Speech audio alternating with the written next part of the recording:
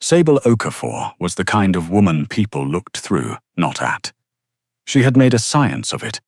The way she kept her cardigan pulled tight across her chest, even in July. The way she chose the corner desk. The way she said "excuse me" before entering a room she had every right to be in. 29 years old, and she had spent the better part of a decade perfecting the art of disappearing in plain sight. She was good at it, better than she had any reason to be proud of. The accounting office for Renaud Atlantic Shipping occupied the 3rd floor of a building on Water Street in Halifax, wedged between a corporate law firm and a courier depot that never seemed to actually deliver anything.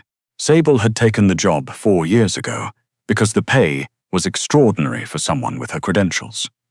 And because she'd been hungry enough, not just for food, though that too, to stop asking why a shipping company needed a forensic accountant on permanent retainer rather than a standard bookkeeper. She had figured it out within 3 weeks. The legitimate cargo paid the taxes. Everything else paid the salaries. Renaud Atlantic didn't belong to a man named Renaud. It belonged to Ezra Vane. She had never met him. She had never wanted to. His name moved through the office like a current. Low, constant, invisible, until something went wrong, and then you felt it in your teeth. The men on the executive floor, the ones who wore Italian wool in the middle of a Nova Scotia winter and never ate lunch at their desks. They said his name the way people said the names of things they respected and feared in equal measure. Like weather, like the ocean. Sable kept her head down and did her work, and her work was immaculate, and that was all she asked of herself. She told herself she didn't notice the way Ezra Vane's assistant, a precise man named Holloway, paused every time he passed her desk. She told herself she didn't notice the discrepancy in the Port of Halifax manifests, the one that had been buried under 3 layers of dummy invoices for Icelandic seafood importers. She noticed. She always noticed. She simply had the good sense not to say so out loud. It was a Tuesday in November, cold enough that the fog off the harbour came in grey and solid, pressing against the office windows like it was trying to get warm. When Sable found the number that changed everything, it was small. That was the thing about errors made by careful men. They were always small, a transposition. A single digit off in a wire transfer routed through a numbered company registered in Manitoba, $43,000. In the context of the accounts she managed, it was rounding error. It was nothing, except that it wasn't a mistake. She knew that because she had made the entry herself, 8 months ago, following instructions delivered by Holloway on a yellow sticky note that she had since thrown away. She knew the number as well as she knew her own birthday, and the number in the current ledger was different. Someone had changed it after the fact. Sable sat very still at her corner desk and looked at the screen and understood, with the clarity that only comes to people who have been paying quiet attention for a very long time, that she was holding something dangerous. Someone had reached into the accounts she maintained and altered a figure. Not to steal. The money was still there, accounted for under a different line. Someone had moved it to make something look like something else. She printed nothing. She saved nothing. She closed the file and went home at exactly 5:15 and told herself it was not her problem. She was wrong about that, of course. The call came 3 days later, at 11:30 on a Friday night, while she was in her kitchen eating cereal, because she'd forgotten to shop and the thought of ordering delivery felt like admitting defeat. Private number. She almost didn't answer. Miss Okafor. The voice was male, unhurried, and utterly without warmth. Not aggressive. Simply factual, the way a temperature reading is factual. My name is Holloway. Mr. Vane would like to see you Monday morning. 8 o'clock. She looked at her cereal. The milk had gone slightly warm. Monday at 8 is fine, she said, because there was no other answer. She didn't sleep much that weekend. The executive floor was different from the accounting floor, the way a cathedral is different from a bus station. Same city, different universe. The carpet was the color of charcoal, thick enough to swallow sound. The windows ran floor to ceiling and looked out over the harbor, over the container ships and the grey water and the smear of Dartmouth on the far shore. Everything was clean and still and slightly cold. The way expensive spaces always are, like comfort has been deliberately excluded to make room for authority. Holloway met her at the elevator and walked her to a set of double doors at the end of the hall without speaking. He knocked once, opened the door, and stepped back. Sable walked in. Ezra Vane was standing at the window with his back to her, looking out at the harbor. He was taller than she'd imagined. Not that she'd imagined, she told herself firmly. With dark hair going silver at the temples and the particular quality of stillness that belongs to men who haven't been startled in a very long time. He was wearing a charcoal suit, the same shade as the carpet, no tie, the collar of his shirt open one button. His hands were clasped loosely behind his back. He didn't turn around when she came in. "You found the discrepancy," he said. It wasn't a question. She answered it anyway. "Yes, when?" "Tuesday of last week." He was quiet for a moment. Below them, a container ship was making its slow way toward the harbor mouth, running lights blinking orange in the fog. "And you reported it to no one?" "No, why not?" Sable had thought about this answer for 3 days. She had turned it over in her mind the way you turn a stone over to see what lives underneath. Not because she didn't know the truth, but because the truth required a kind of honesty she wasn't sure she owed this man. "Because I wasn't certain who to trust," she said finally. He turned around then. She had seen photographs, the way everyone in the company had seen photographs. Ezra Vane at a charity gala. Ezra Vane shaking hands with the mayor. Ezra Vane in the background of a Harbour Commission press release. Photographs were inadequate. In person, there was something about him that photographs couldn't capture, something in the particular quality of his gaze, dark and level, and entirely focused, the way a compass needle is focused. It didn't feel like being looked at, it felt like being located. "Smart," he said. The word was simple and without embellishment, the way he might say accurate or correct. It wasn't a compliment so much as an assessment. He moved to his desk and sat down and indicated the chair across from him, and Sable sat, pulling her cardigan straight out of habit.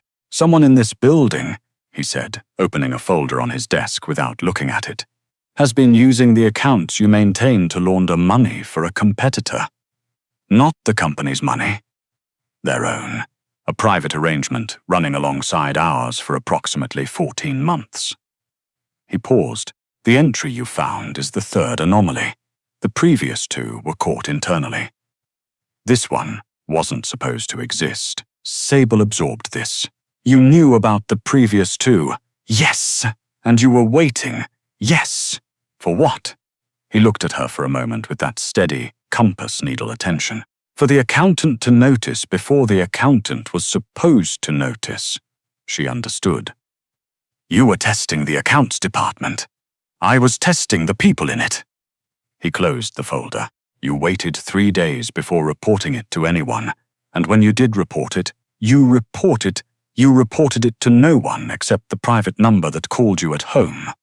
That tells me something. It tells you I'm either careful or complicit. It tells me," he said, "that you understand how to be quiet. That is not as common a skill as people think." Sable didn't know what to say to that, so she said nothing. She had found, over the years, that silence was almost always the correct response when she didn't know the correct response.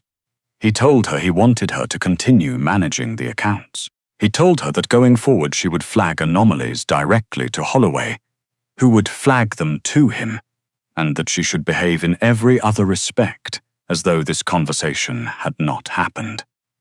He told her the salary adjustment would appear in her next pay cycle.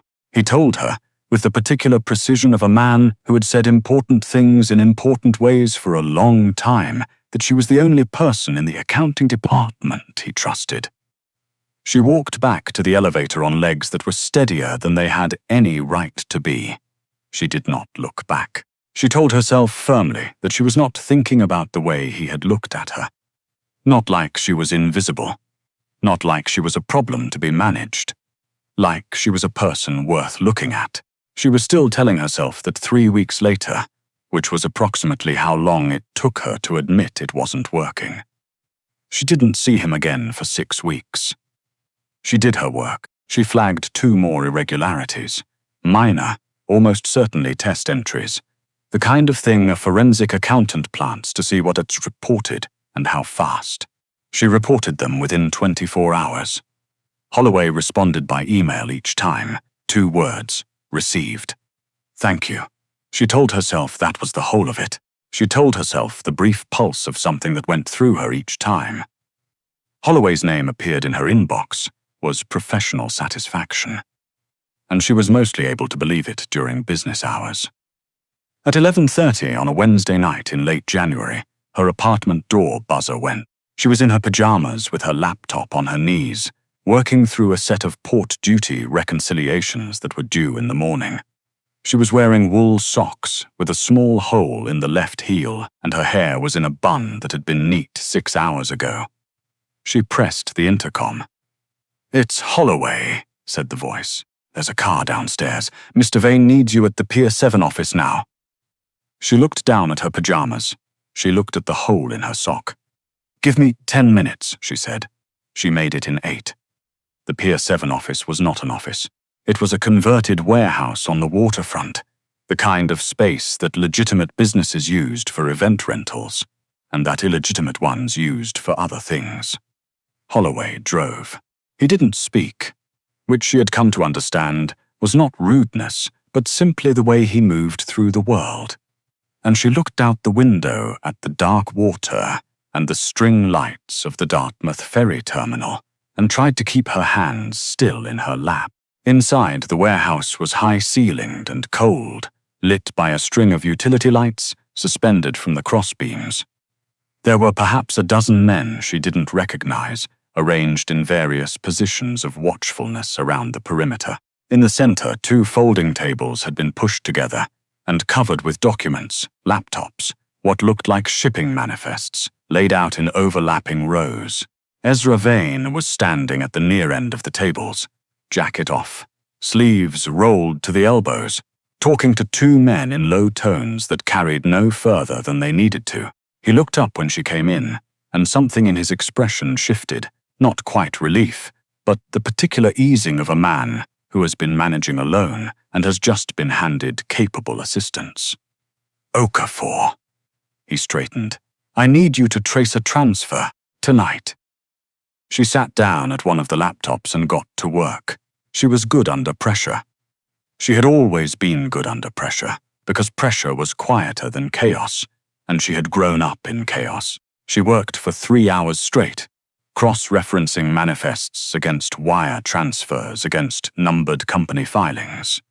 And at 2:17 in the morning, she said, without looking up, "The money left through a holding company, incorporated in New Brunswick 6 weeks ago. The beneficial owner is a man named Carruthers, first name Gordon, address registered in Moncton, but he's been on a Port Authority access list in St. John since September." She paused. "He works for you." The warehouse went very quiet. She looked up. Ezra Vane was looking at her with that compass needle attention, and beside him the 2 men she didn't know had gone carefully, still in the way people go still when they've just heard something significant and aren't sure yet what it costs them. "Are you certain?" he said, each word separate. "Do you want me to walk you through it, or do you want me to print it out?" He looked at her for 3 full seconds. "Print it." She did. He took the pages, read them twice without speaking, and handed them to Holloway. Then he looked back at her. "Go home," he said. "Holloway will drive you." She started to stand. "Mr. Vane." She stopped. She hadn't meant to say anything. He was already looking at her. He always seemed to already be looking at her. "Yes, this Carruthers." She hesitated, because what she was about to say was outside her job description and probably outside her good judgment. "He didn't do this for money. The transfers are too small." Someone is using him to create a paper trail that points somewhere specific. She looked back at the manifests. Someone is building a case to hand to someone else, an investigator or a regulator. Another silence, this one longer. "You should have been gone 60 seconds ago," he said. His voice was the same as always, level, factual. But there was something else in it now, something she couldn't name. "Go home, Sable." He had used her first name. She didn't think he'd noticed. She thought about it the entire drive home. She found out about Carruthers the way she found out about most things in that world. Sideways. Through inference and the careful reading of what wasn't said.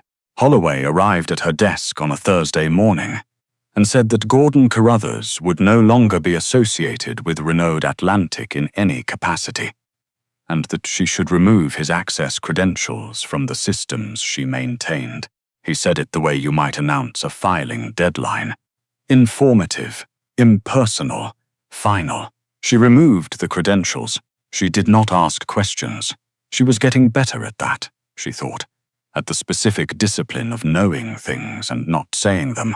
It was a discipline that failed her entirely on the afternoon in early March, when she went down to the Pier 7 warehouse to retrieve a binder of physical manifests Holloway had asked for and found, instead of the quiet building she was expecting, 4 men she didn't recognize. A broken lock on the side door, and a situation that became very bad very fast. She had the binder in her arms and was 2 steps back toward the exit when one of them said, "That's her." She ran. She was not a runner. She had never been a runner. She was a woman who wore sensible flats and took the elevator when stairs were available, and ate her lunch at her desk because she'd rather have the hour to herself. She ran anyway, down the length of the warehouse toward the far door, and she almost made it. Almost. She didn't lose consciousness immediately. She had time to notice the cold of the concrete floor against her cheek, time to observe distantly that her cardigan had torn, time to be aware that she had bitten the inside of her lip and could taste copper. She had time to think, with the strange clarity of adrenaline. Someone is going to find this very interesting in the morning, and then she didn't have time for anything at all. Ezra Vane had a rule about his phone. Between the hours of midnight and 6 in the morning, there were 6 people in the world authorized to reach him. Holloway was one of them. When Holloway called at 2:43 on a Friday morning and said 4 words, something happened to Okafor.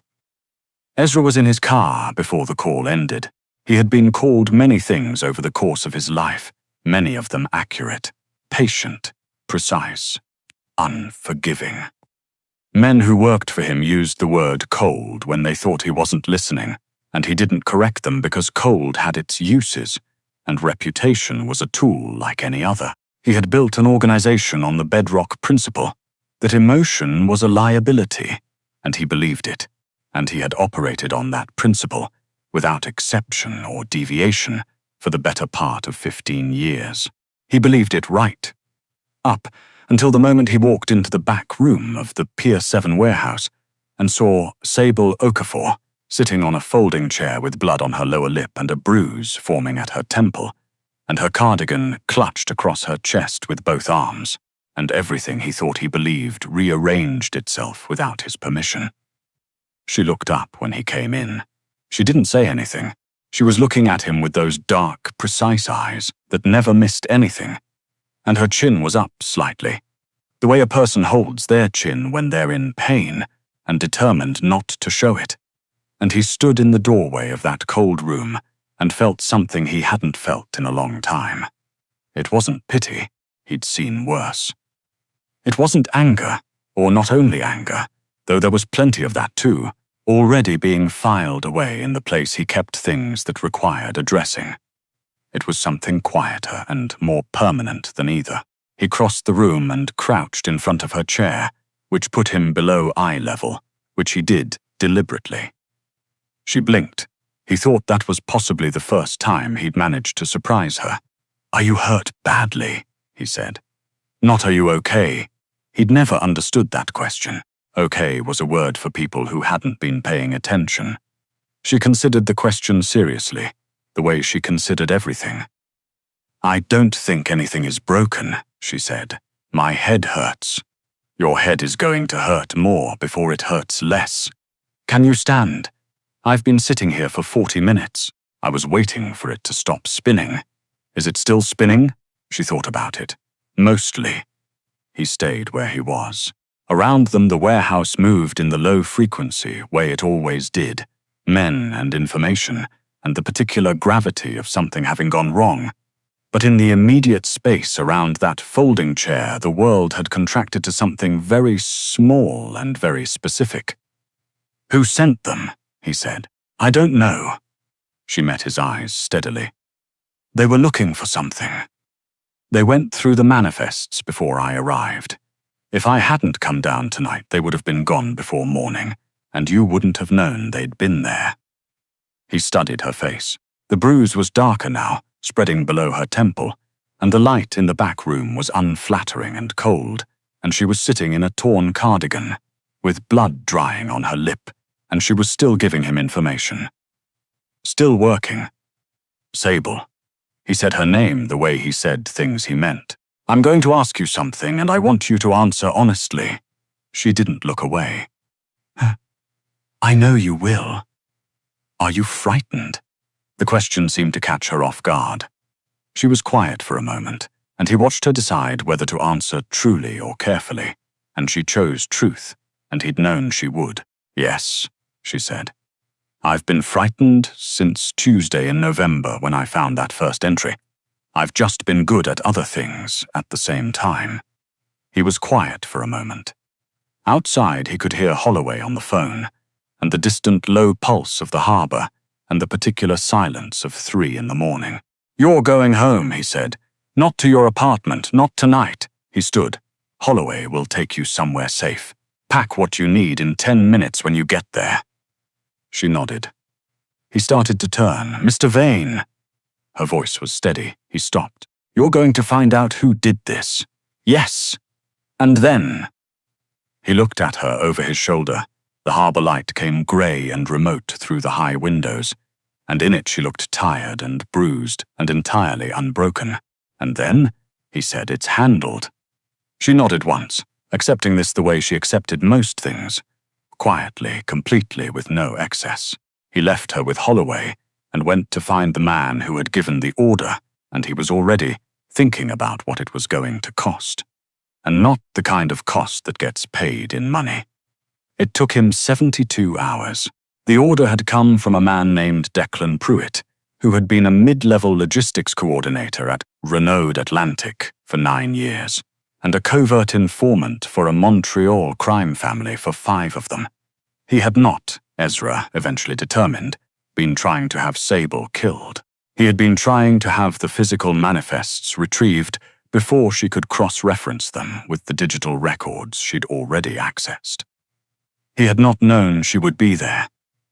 That did not make Ezra feel better. It made him feel something cooler and more considered, which was in some ways worse. He dealt with Pruitt on Saturday night. He dealt with the Montreal connection on Sunday. On Monday morning he arrived at the Safe House, a townhouse in the South End that the organization maintained for various purposes, at 7:15 with a coffee in each hand. Sable was awake. She was at the kitchen table with a laptop that wasn't hers, surrounded by printed manifests, the bruise at her temple now showing in shades of green and yellow at the edges, her hair down for the first time he'd seen it, dark and loose around her shoulders. She looked up when he came in. She looked at the coffees. She looked at him. "You brought me coffee," she said, as though this was a datum she was trying to correctly categorize. "You take it with milk, no sugar." He set it in front of her. "Holloway keeps track of things." "Holloway keeps track of everything," she agreed, and wrapped both hands around the cup. And he sat across from her at the kitchen table, and for a long moment, neither of them said anything. It was not uncomfortable. He hadn't expected it not to be uncomfortable. "It's handled," he said. She looked at him. "Pruitt, yes. The Montreal connection, yes." She nodded slowly. She was looking at him with those precise eyes, reading something in his face that he hadn't offered anyone in a very long time. He let her read it. He wasn't sure why. "And me?" she said finally. He looked at her. The morning light came through the south window and caught the edge of her cheekbone and the dark circles under her eyes and the yellow-green shadow at her temple, and she was asking him a real question, and she deserved a real answer. "You can go back to your apartment," he said. "You can go back to your desk. You can do the work you've been doing and collect the salary you've been collecting, and I will ensure that nothing like this happens again." He paused. "Or," she was very still, or you move to the executive floor, your own office, direct access to my accounts, rather than the department ledger. Twice the salary." He looked at his coffee. "You would be working for me, directly, which carries risks you already understand." She was quiet for a long moment. Out on the street, a streetcar went by, the clang and rumble of it distant and ordinary, the city going about its Monday morning without them. "I already work for you," she said. "Directly. Then what I'm offering," he said, "is honesty about that fact." She looked at him. He looked back. He was aware that there were things not being said in this kitchen, things that had nothing to do with job titles or salary figures. And he was aware that she was aware of them too. And they were both choosing, in this moment, not to say them. That was fine. There was time. He was, as anyone who had worked for him knew, a very patient man. "I'll need my own printer," she said. "Done. And a chair that doesn't make my back hurt after 2 hours. The ones in accounting are appalling. I'll have Holloway order something today. And I want my name on the door." He looked at her. She looked back at him. Steadily, chin up. That particular set to her jaw that he'd first noticed on a Monday morning when she'd walked into his office and answered his questions without flinching, and understood something about herself, and held it. "Your name," he said carefully, "on the door. Sable Okafor, Senior Financial Director." She held his gaze. "If I'm going to stop hiding, I'd like to stop completely." Something shifted in his chest. He had felt it before, the particular, unwelcome, necessary shift of something beginning. He had ignored it before. He did not ignore it now. "Done," he said. She picked up her coffee and went back to her manifests, and he sat across from her at the kitchen table in the morning light, and didn't go anywhere for a very long time. The door went up 3 weeks later. Matte black letters on frosted glass. S. Okafor, Senior Financial Director. Sable stood in the hallway and looked at it for approximately 30 seconds, which was 25 seconds longer than she'd intended to stand there. Holloway appeared at her elbow. "Mr. Vane asked me to tell you there's a standing lunch order when you're settled. The kitchen keeps your preferences on file." She looked at him. "He told the kitchen my preferences." "He told the kitchen your preferences 6 months ago," Holloway said, with the particular neutrality of a man who notices everything and comments on almost nothing. "Is there anything else you need?" She looked back at her name on the door.